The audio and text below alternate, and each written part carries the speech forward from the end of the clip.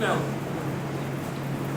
اب چونکہ وقت نہیں لگے میں اشارتاً بات کر دیتا ہوں، باقی انشاءاللہ باتیں اگلے جمعہ میں. جس بندے نے عیسیٰ علیہ السلام کو چور کہا ہو، کتاب اس کی ہے روحانی خزائن، اس کے اندر عیسیٰ علیہ السلام کی طرف چوری کی نسبت کی ہے.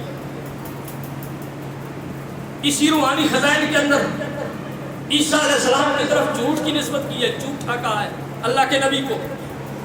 اسی کتاب روحانی خزائن کے اندر عیسیٰ علیہ السلام کو اس نے شرابی لکھا ہے. کہنے لگا یورپ کے اندر یورپین یونین جو ہے انہوں نے شراب سے نقصان اس لیے اٹھایا ہے کیونکہ عیسیٰ علیہ السلام شرابی تھے.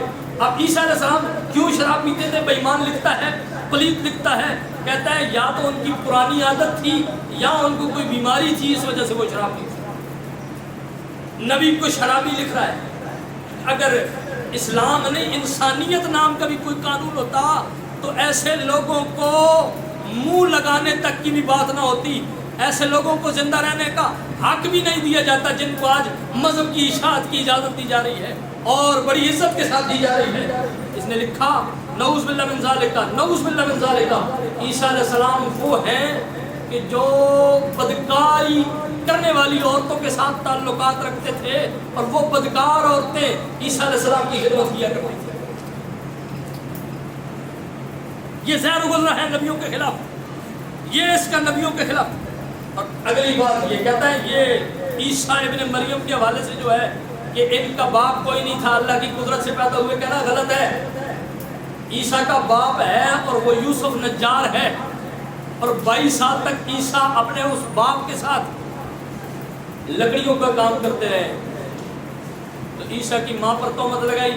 عیسیٰ علیہ السلام جو بن باپ کے پیدا ہوئے ان کا باپ ثابت کیا. اور اگلی بات یہ کہتا ہے عیسیٰ علیہ السلام کے 4 بھائی بھی ہیں، ان کی 2 بہنیں بھی ہیں اور وہ 4 بھائی ان کے سوتیلے نہیں ہیں، حقیقی ہیں.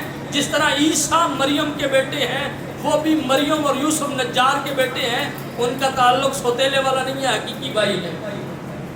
اور اسی کتاب کے اندر اس نے لکھا، کہنے لگا کہ حضرت عیسیٰ علیہ السلام نعوذ باللہ من ذالک، حضرت عیسیٰ علیہ السلام کی جو والدہ ہے حضرت سیدہ مریم، ان پر الزام لگاتے ہو. کہتا ہے نکاح سے پہلے اس یوسف نجار کے ساتھ ان کے تعلقات تھے، انہی تعلقات کی وجہ سے وہ حاملہ ہوئی ہیں. پھر عیسیٰ علیہ السلام پیدا ہوئے، جو بات وہ کہنا چاہتا ہے آپ سمجھ گئے ہیں. انہی تعلقات کی وجہ سے عیسیٰ علیہ السلام پیدا ہوئے ہیں. اور کہنے لگا کہ پھر ان کا نکاح، چونکہ تعلقات اس کے ساتھ تھے نکاح سے پہلے ہی، تو پھر یوسف نجار کے ساتھ نکاح کر دیا گیا.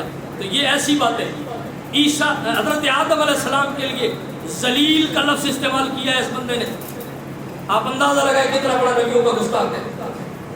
برائین احمدیہ کے اندر اس نے کہا یوسف علیہ السلام، یعنی کہنے لگا اس امت کا یوسف، اپنے آپ کو کہتا ہے اس امت کا یوسف، یعنی میں اسرائیل کے یوسف سے زیادہ حسین بھی ہوں، بڑھ کر بھی ہوں. تو اپنی شکل تو دیکھ، کبھی آئینہ تو اٹھا کے دیکھ. وہ یوسف وہ حسن والا ہے کہ جس کا قرآن کہتا ہے کہ وقت تانا ایدیہم، عورتوں نے ہاتھ کاٹ لیے اور کہا وَقُلْنَا حَاشَ لِلَّهِ مَا هَذَا بَشَرًا. یہ جو دیکھنے میں نظر آتا ہے تو انسان، لیکن انسان نہیں ہے، یہ تو کوئی رب کو فرشتہ نظر آتا ہے. وہ حسین کہ جسے دیکھ کر مصر کی انگلیاں کاٹ لیتی ہیں، تو یہ بندہ دیکھ لے تو پتہ نہیں کتنے دن تک نیند ہی نہ آئے. جس کی ایک آنکھ یہاں پہ جاری ہو، دوسری یہاں پہ جاری ہو، جس کی آنکھوں کے زاویے سیدھے نہ ہوں، وہ بات کرے یوسف علیہ السلام کے حسن کے مقابلے کی. آگے کہتا ہے کہ نعوذ باللہ من ذالک، جس طرح اللہ تعالیٰ میری ذات سے کثرت کے ساتھ نشانات کو ظاہر کر رہا ہے، اگر نوح کے زمانے میں وہ نشانات دکھائے جاتے تو وہ لوگ غرق نہ ہوتے، تباہ نہ ہوتے. یعنی کہنے لگا کہ نوح علیہ السلام کو بھی وہ کچھ نہیں دیا گیا جو کچھ مجھے دیا گیا ہے. اور دوستان محترم، قرآن کے حوالے سے اس کی جو حضرت سرائیہ آخری بات کر کے میں بات کو ختم کر رہا ہوں، انشاءاللہ یہاں سے پھر بات کو آگے چلائیں گے. اس نے کہا قرآن کے بارے میں، کہتا ہے قرآن کتاب خدا کی ہے، قرآن اللہ کا کلام ہے اور یہ میرے منہ کی باتیں. قرآن کلام. اب کیسے مفہوم بدلا.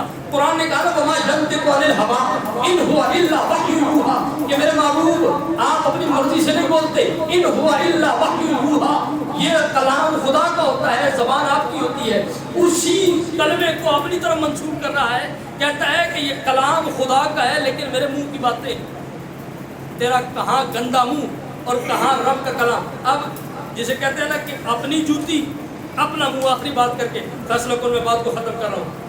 اس لیے آپ نے یہ کتاب ہے اس کی چشمہ معرفت, اس کا صفحہ نمبر 390 ہے, اور روحانی خزائن اس کی جلد نمبر 23 ہے, صفحہ نمبر 390 اس کا بھی بنتا ہے.